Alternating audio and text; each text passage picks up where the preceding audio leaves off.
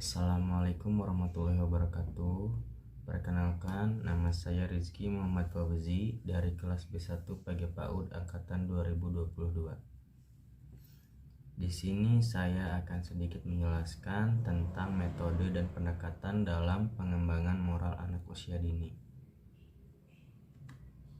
Ini perkenalan yang tadi dengan dosen pengampun Ibu Chandra Asri Windarsih, SHMPD. Langsung saja. Masa anak usia dini adalah masa yang paling penting bagi proses tumbuh kembang seseorang. Masa itu disebut juga masa keemasan atau bisa disebut dengan golden age. Pada masa ini, penguasaan seluruh aspek perkembangan menjadi sesuatu yang viral yang akan memengaruhi kehidupan nantinya. Nah, anak adalah penerus generasi keluarga dan bangsa, perlu mendapat pendidikan yang baik sehingga potensi-potensi dirinya dapat berkembang dengan pesat, sehingga akan tumbuh menjadi manusia yang memiliki kepribadian yang tangguh dan memiliki berbagai macam kemampuan dan keterampilan yang bermanfaat. Pendidikan bagi seorang anak merupakan salah satu kebutuhan untuk masa depan nanti. Jadi kita harus sebagai pendidik kita harus mengajarkan atau menstimulasi anak, salah satunya tentang moral dan agama ini. Nah, pendidikan pertama yang diperoleh anak yaitu di keluarga, khususnya orang tua, di mana pendidikan yang diberikan itu bisa dalam bentuk pola asuh, sikap atau tingkah laku yang ditampilkan oleh orang tua juga dalam kehidupan sehari-hari. Nah, sebagai pendidik atau guru, kita bisa menggunakan metode ini. Ini saya merangkum ada 4. Yang pertama itu bercerita. Cerita mampu menarik perhatian anak. Cerita menempati posisi pertama untuk mengubah etika anak-anak karena cerita mampu menarik perhatian anak. Anak-anak akan merekam semua doktrin, imajinasi, dan peristiwa yang ada di dalam alur cerita. Dengan dasar pemikiran seperti ini, cerita merupakan bagian terpenting yang disukai anak-anak, bahkan orang dewasa juga. Nah, cerita yang baik adalah cerita yang mampu mendidik akal budi, imajinasi, dan etika seorang anak, serta bisa mengembangkan potensi pengetahuan yang anak miliki. Nah, pada saat guru atau pak guru nih bercerita, guru juga bisa menggunakan teknik-teknik yang diantaranya, yang pertama membaca langsung dari buku cerita, yang kedua menggunakan ilustrasi dari buku menggunakan buku, yang ketiga menceritakan dongeng, yang keempat bisa juga menggunakan media boneka, contohnya dengan media boneka tangan. Guru bisa bercerita menggunakan boneka gitu. Sekarang yang kedua ini adalah karya wisata. Ini karya wisata merupakan salah satu metode yang melaksanakan kegiatan pembelajaran dengan kegiatan yang ada secara langsung, yang meliputi bisa manusia, bisa hewan, tumbuhan, atau benda-benda yang lainnya. Dengan mengamati langsung, maka anak-anak memperoleh kesan yang sesuai dengan pengamatannya. Pengamatan diperoleh melalui panca indera. Selanjutnya ketiga ini adalah metode bernyanyi. Kenapa dimasukkan? Karena metode bernyanyi merupakan suatu pendekatan pembelajaran yang menyenangkan dan menimbulkan rasa gembira terhadap anak. Dengan bernyanyi, anak diarahkan pada situasi dan kondisi psikis untuk membangun jiwa yang bahagia, senang menikmati keindahan, mengembangkan rasa melalui ungkapan kata dan nada, serta ritmik yang serta ritmik, dan peran guru dalam pengembangan moral memperindah pembelajaran juga. Nah, lagu yang baik bagi anak usia dini bisa memperhatikan hal-hal yang diantaranya itu kalimatnya. Yang pertama, kalimatnya tidak terlalu panjang. Yang kedua, mudah dihafalkan juga oleh anak. Yang ketiga, sesuai dengan karakter dan dunia anak juga. Itu.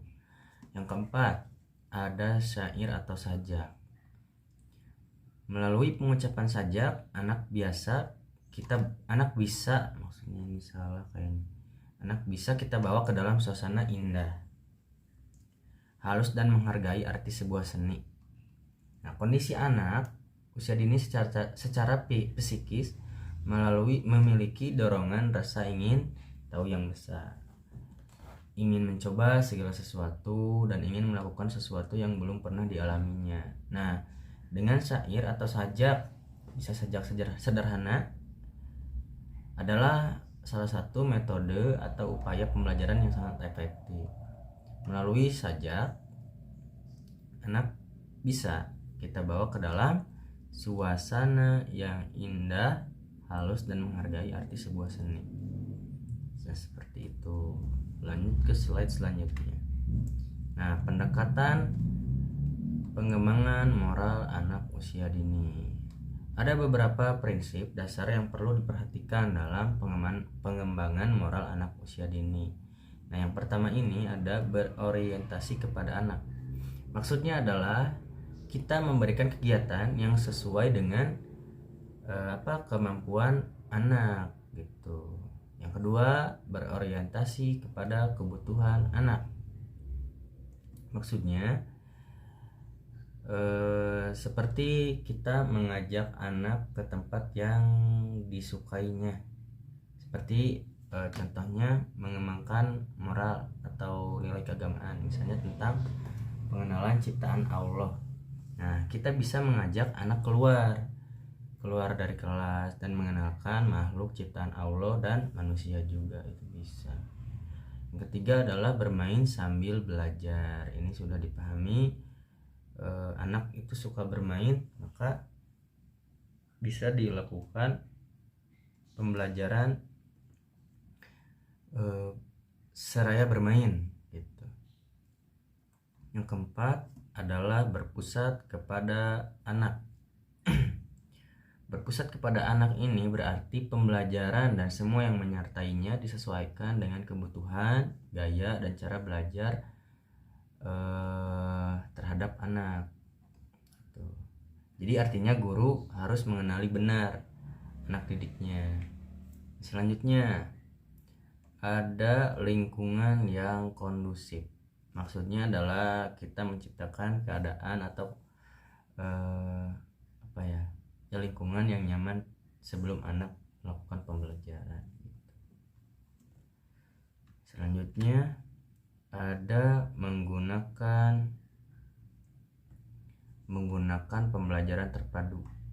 Maksudnya ini adalah menyambungkan pembelajaran yang satu dengan yang lain. Contoh misal tidak hanya satu topik, misalnya tentang air, maka kita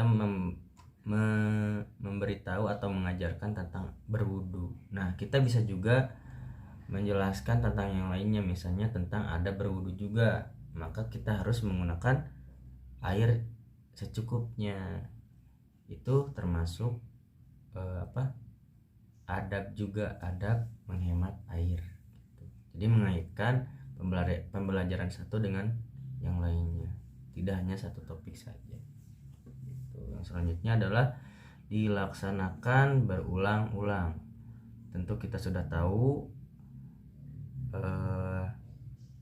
maka untuk pendekatan pengembangan moral terhadap anak, maka kita bisa melakukannya itu dengan melaksanakan secara berulang-ulang biar anak juga hafal.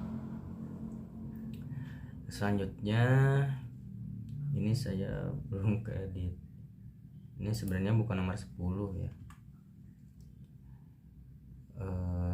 ada aktif, kreatif, inovatif, efektif, dan menyenangkan gitu. Selanjutnya, pelaksanaan kegiatan pengembangan moral anak usia dini bisa kita lakukan. Yang pertama itu kegiatan rutin. Maksudnya adalah kegiatan yang dilakukan setiap hari. Dalam kegiatan rutin, guru dapat mengembangkan moral anak seperti yang pertama berbaris. Berbaris juga ketika memasuki kelas sebelum memulai kegiatan belajar itu menanamkan beberapa perilaku terhadap anak. Yang pertama, diajarkan untuk selalu tertib dan patuh peraturan. Yang kedua, sabar menunggu giliran. Yang ketiga, mau menerima dan menyelesaikan tugasnya. Juga bisa nih ketika mengucapkan salam. Nah, pada waktu mengucapkan salam ditanamkan pembiasaan juga yang diantaranya yaitu sopan santun, yang kedua sikap menghormati orang lain, yang ketiga menciptakan suasana keakraban. Selanjutnya berdoa sebelum dan sesudah kegiatan. Pada waktu berdoa akan dikembangkan nilai moral, memusatkan perhatian dalam jangka waktu tertentu. Yang kedua berlatih untuk selalu tertib dan patuh pada peraturan itu ketika berdoa. Selain itu juga dapat diamati hal-hal yang lainnya, diantaranya bersikap tertib ketika berdoa, kedua keimanan ketakwaan kepada Tuhan Yang Maha Esa, yang ketiga mematuhi peraturan atau tata tertib dan sebagainya. Yang selanjutnya adalah kegiatan spontan. Maksud dari kegiatan spontan ini adalah kegiatan yang dapat dilaksanakan secara spontan pada saat itu juga. Kegiatan ini biasanya dilakukan pada saat guru mengetahui misalnya ada tingkah laku anak yang kurang baik nih. Maka sebagai seorang guru, kita hendaknya secara spontan diberikan pengertian. Contohnya ketika ada anak yang memberikan sesuatu kepada orang lain menggunakan tangan yang kiri. Nah, maka kita sebagai guru langsung mengambil tindakan dengan memberikan pengertian terhadap anak. Nah, selanjutnya kegiatan dengan teladan atau contoh. Itu kegiatan yang dapat dilakukan dengan memberikan teladan atau contoh kepada anak. Dalam hal ini guru berperan sangat penting karena guru bisa dijadikan sebagai contoh atau teladan bagi anak. Makanya segala sikap dan tingkah laku guru baik di sekolah ataupun di rumah maupun di masyarakat juga hendaknya selalu menunjukkan sikap dan tingkah laku yang baik. Keempat adalah kegiatan yang direncanakan. Maksudnya ini adalah kegiatan yang terprogram, kegiatan yang dalam pelaksanaannya terlebih dahulu diawali dengan adanya perencanaan atau program dari guru. Selanjutnya, permasalahan yang saya temui ketika di kelas, yang pertama tentang moral dan agama. Yang pertama seperti ketika anak salah dengan pengucapan salam atau menjawab salam, maka solusinya kita harus mengajarkan dan membiasakan kepada anak agar mengucapkan salam dan menjawab salam itu dengan benar, melewati pembiasaan. Jadi kita memberikan penjelasan dulu bahwa cara mengucapkan salam yang benar itu seperti apa gitu. Yang kedua adalah anak yang berteriak ketika berdoa atau mengucapkan salam sesudah berdoa. Solusinya kita memahamkan kepada anak bahwa Allah itu Maha mendengar. Ketika anak berbicara di dalam hati saja Allah bisa mendengar, apalagi ketika anak berdoa dengan teriak. Setelah itu bisa kita melakukan pembiasaan kepada anak untuk tidak berteriak lagi ketika berdoa. Yang selanjutnya adalah duduk yang belum rapi ketika berdoa dan anak-anak tergesa-gesa dalam berdoa. Nah, solusinya bisa juga kita memberikan pengertian dulu kepada anak bahwa ketika kita berdoa itu kita sedang meminta sesuatu kepada Allah, maka diharuskan untuk duduk yang rapi dan tidak tergesa-gesa dengan cara pembiasaan setiap hari. Nah, ini link pendukungnya. Nah, itu saja yang dapat saya sampaikan. Mohon maaf apabila ada kekeliruan. Terima kasih. Assalamualaikum warahmatullahi wabarakatuh.